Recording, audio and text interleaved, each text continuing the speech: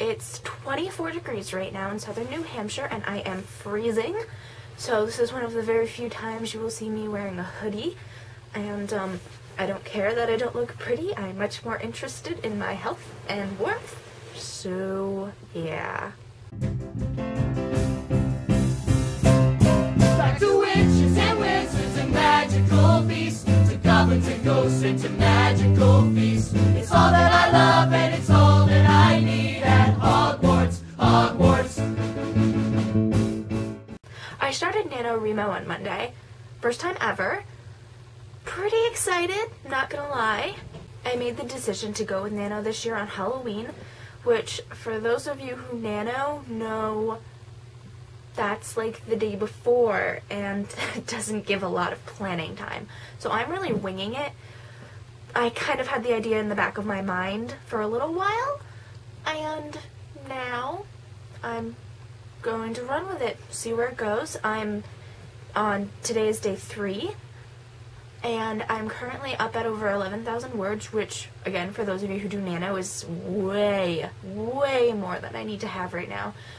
So, I think I'm in good shape for now. We'll see. Tomorrow I'm not going to have any time to write at all, so getting ahead is probably a good thing. What I'm interested in the kind of realm of NaNo-Remo is how many people are so into it for so many different reasons. I've noticed, like, between watching the Twitter feeds on Nano and YouTube videos, I have seen that, you know, some people are in it definitely to write that novel. Some people are in it just to prove that they can write more words than their friends, not me. And some people are in it just because all the cool kids are doing it. My little brother came home last night from his improv theater troupe, and I'm sitting on the couch watching, watching my NCIS. And he says, "So, I'm doing NaNo-Remo." You're what?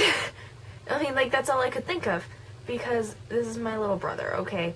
I love him to pieces. He is such a talented kid. But he doesn't do the whole reading and writing thing.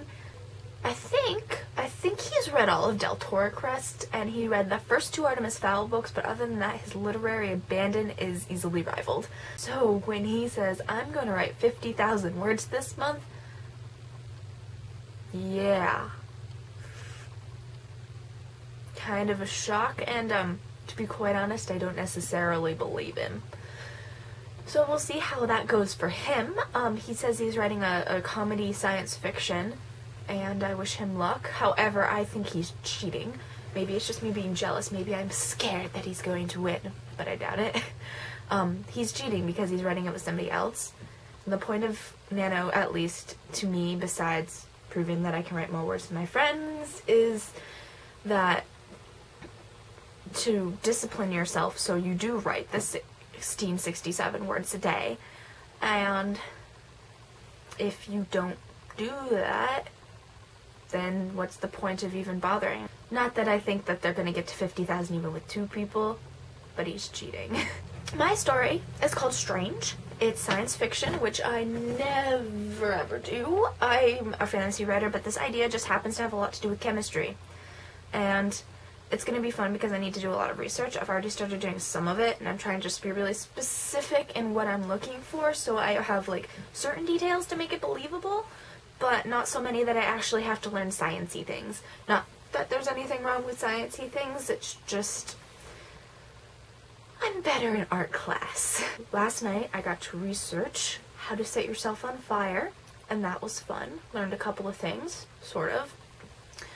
Learned about chemical fires and human reactions to flame retardants and poisoning from that stuff, and I'm gonna mush things around and see what I can do with it and see if I can make it sound like I did real research and I know things about science.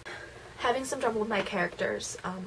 The only one who I feel is really round is one of my supporting characters, and I know for a fact that she's going to be officially unconscious at the end of the next chapter for the rest of the book. So I'm kind of losing her, and I'm hoping the other 2 round themselves out. One of them is really flat, and I guess it's because I've been letting him live in somebody else's shadow right now, which is what I need to do, but it still makes me a little uncomfortable that he's flat. I feel like my rounder characters are my villains, and that's kind of interesting. My main character, I don't like writing in her voice, but the more I think about it, the slower I write. So right now, I am going to just focus on getting those words pumped out, and I will worry about the fine details and the drafts, because John Green said something in a video he made last year when he decided he was going to do NaNo-Remo. He said that it doesn't matter if you put out a good draft, because it's impossible to put out a good draft when you write a whole draft of a novel in a month. The point is to put out a draft. So that's... And for those of you out there doing NaNo-Remo, I will put my link in the doobly-doo so you can encourage me, bash me, try to keep up with me. And I look forward to hearing about everybody's experiences or lack of experiences, or people who think I and everybody else is nuts. And I'm going to go procrastinate on NaNo-Remo by doing homework, or maybe the other way around. I haven't decided yet. So y'all have a nice Wednesday, and see you soon. Bye-bye.